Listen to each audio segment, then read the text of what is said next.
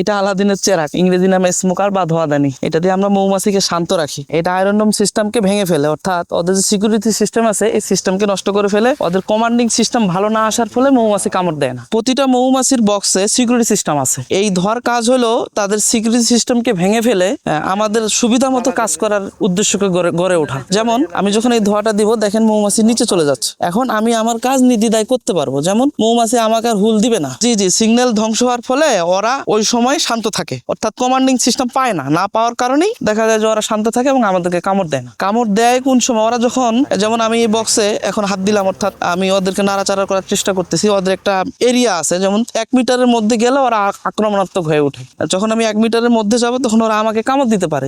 কামড় যেন না দেয় সেজন্যই ধোঁয়াটা দেওয়া। এই যে এই অংশটা, এটা হচ্ছে বাচ্চার অংশ। এখান থেকে বাচ্চা পরবর্তীতে ফুটে বের হবে। যেমন এই যে একটা বাচ্চা মৌমাছি, আর এইখানে দেখেন এই যে ফুটে বের হচ্ছে। এই দেখেন এখানে একটা চাক, এটা আমাদের দেওয়া, এটা ওরা নিজস্ব ভাবে তৈরি করছে। এরা আমাদেরকে বুঝাইতেছে আমরা সংখ্যায় অনেক বেশি হয়ে গেছে, আমাদের আরেকটা চাকের দরকার বা আরেকটা বাসার দরকার। তখন আমরা কৃত্রিম ভাবে তৈরি করে এখানে আরেকটা চাক দিয়ে দিব। প্রত্যেকটা বক্সেই আলাদা আলাদা রানী আছে। প্রত্যেকটা বক্স এক একটা রাজ্য।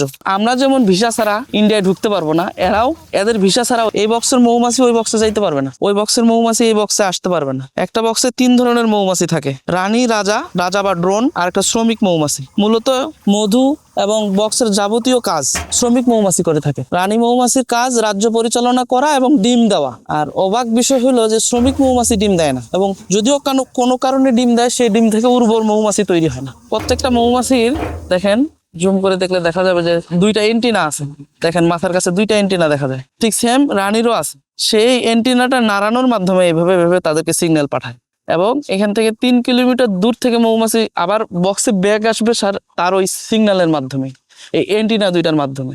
এটা থেকে সরাসরি সূর্যকে স্যাটেলাইট সিস্টেম গড়ে এই মৌমাছিটা ওই দূর থেকে ব্যাক আসে, অর্থাৎ যত দূরেই যাক না কেন ওইখান থেকে সূর্যের মাধ্যমে তাদের এই নিজস্ব নেটওয়ার্কিং সিস্টেমের মাধ্যমে সে বক্সে ফিরে আসে। সে যদি চায় যে সে চোখ বন্ধ করে বক্সে বা বাসায় আসবে, তার দ্বারা সম্ভব। এরা কখনো বন্ধ থাকে না, এদের দিন রাত সমান উভয়ভাবে কাজ করে, সমান্তরাল ভাবে, এবং এদের রেস্টের কোনো সিস্টেম নাই। এরা কখনো বসে থাকে না। এবং মধুর ক্ষেত্রে একটা মৌমাছি সারাদিনে দেখা যায় যে ও 1 ফোঁটা পর্যন্ত মধু নিয়ে আসতে পারে, এবং কয়েক হাজার ফুল ঘুরে। এখানে 3 ধরনের মৌমাছি আছে, মতান্তর আছে, মতভেদ আছে। এখানে শ্রমিক মৌমাছির কথা বলা হয়েছে, এখানে 2 থেকে 2.5 মাস শ্রমিক মৌমাছি বাঁচে। একটা রানী মৌমাছি 3 বছর বাঁচে, এবং রানী মৌমাছির বাঁচার বিষয়টা হলো সেই একমাত্র 3 বছর বাঁচে এবং সেই ডিম দেওয়ার ক্ষমতা রাখে। এবং অবাক করার বিষয় হলো সেই একদিনে 2000 পর্যন্ত ডিম দিতে পারে। রানী মৌমাছি মারা গেলে সকল শ্রমিক মৌমাছির মাথা থেকে রস নিঃসরণ করে একটা নির্দিষ্ট এরকম খোপে রাখা হয়। রাখার পরে সেখানে নির্দিষ্ট ভাবে সবাই মিলে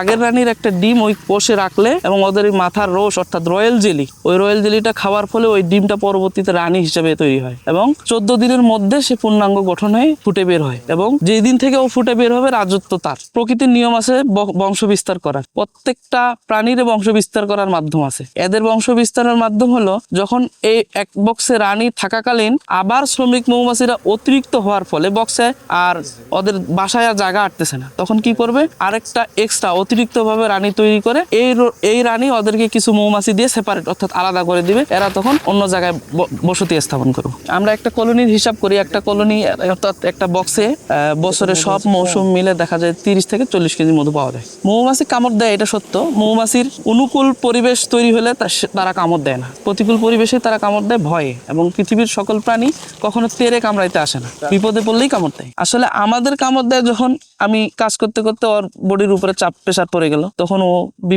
বিপদ মনে করে আমাকে সতর্ক করার কারণে চেষ্টা করলো। আর এবং যে মৌমাছিটা কামড় দিবে সেই মৌমাছিটা অবশ্যই মারা যাবে। আমরাও চেষ্টা করি যেন মৌমাছি আমাদের কামড় না দেয়, তাহলে সে তো মারা যাবে, আমাদের লস হবে।